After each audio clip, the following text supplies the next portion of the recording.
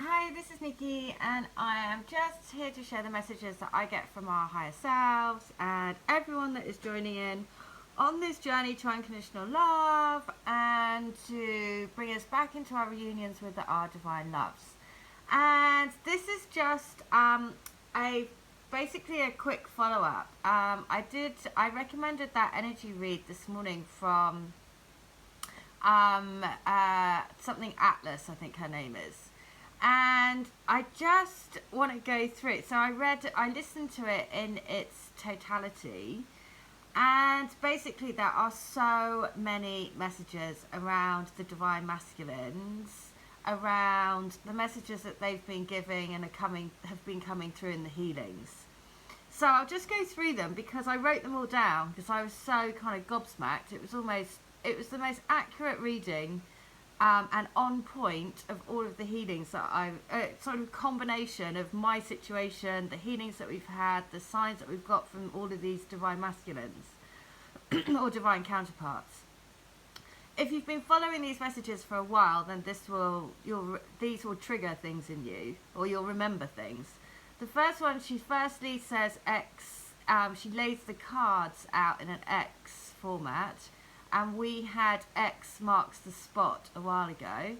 The second thing is she has a man with a gold coin, and we had that for a number of people that I've done healing for. The gold coin being the cord of truth. The Great Gatsby, in the actual quote, it has about a ladder, and in her healer, so the ladder, right? This is what was sent to me yesterday, or by 2 days ago.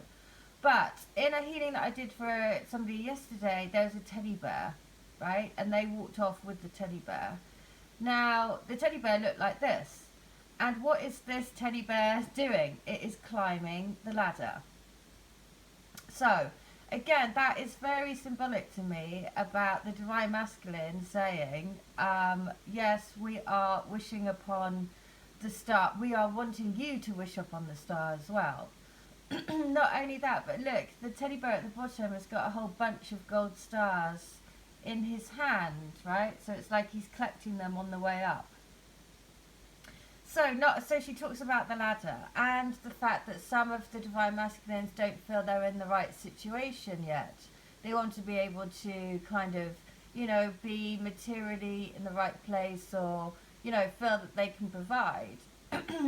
So that really, really rings completely true to what I've seen, basically.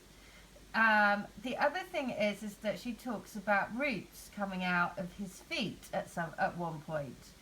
Now, obviously, the forest lovers is at the heart of the grid, and so we are both having the roots coming out of our feet, and we are grounding the energies from as above, so below. So she also mentions that, which I just was like, wow. The next thing she says, she talks about cave and cavemen and caveman. Now, I've actually said to my twin that he and I have seen that kind of analogy, about them being like a caveman because they're not facing up to their emotions and they're putting themselves in their own caves. So again, just I was just like, wow, that's also come up. The next thing is she talks about the moonlight. As we know, that all of the moonlight has been really, the moons and the play on the energies and everything is really central to this journey. The next one is the chains. She mentions about chains coming off, and that is also something that I see an awful lot, is that people have the chains around their heart or their head, basically, and we see those coming off. The next thing is she talks about being underwater. Now, what I've remembered is that actually the image that we had for the Great Gatsby was the divine masculine underwater, right? This is the actual image that I was guided to use. So I was like, oh my God, that's exactly what it was for this particular, divine masculine.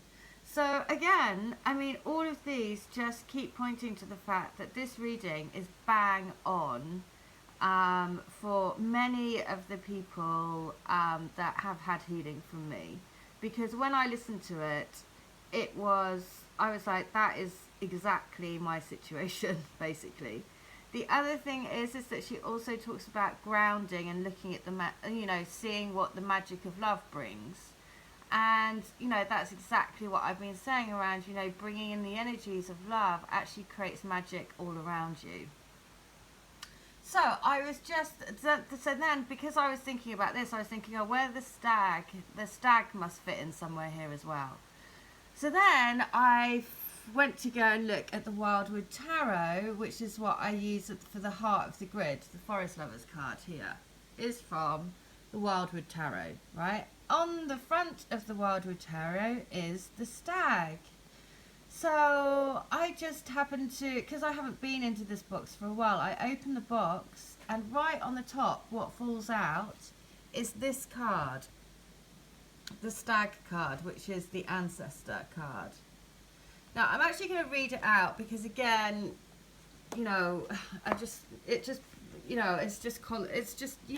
completely blows me away. So I'm just going to, this is about what, actually, I'll, keep wishing upon those stars, because listen, the gateway formed by the silver birch trees either side of the path marks the beginning of a new commitment and a point from which you cannot turn back. The trees act, hang on. Sorry about that.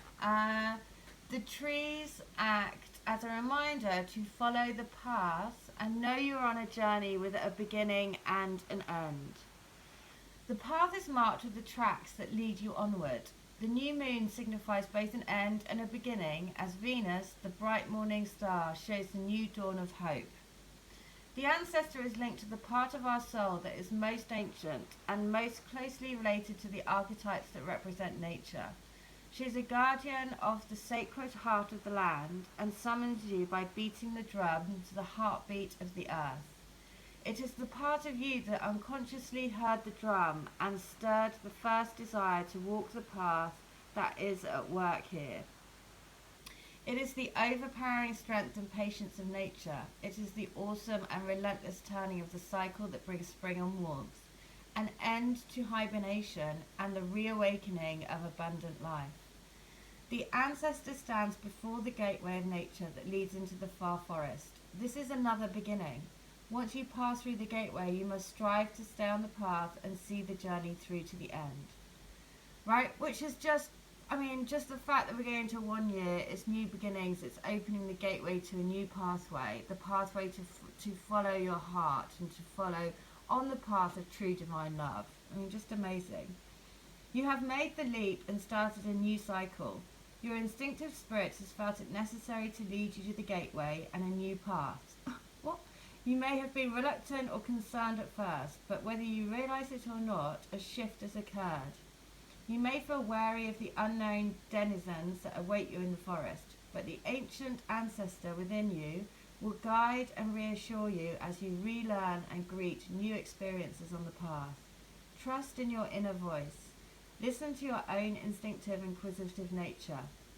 Your own inner ancestor is strong, patient and wise. Let them lead you into the forest with new eyes and a joyful heart.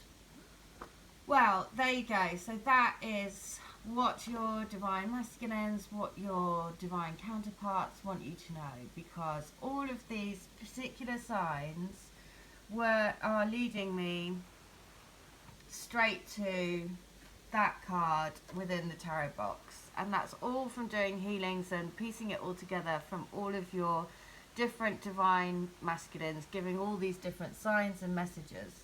So just remember, the heart of the grid is the forest lovers. You are bound together for eternity in true love. Okay, well, I hope that helps. Take care, and all details are in the link for healings and joining the crystal grid.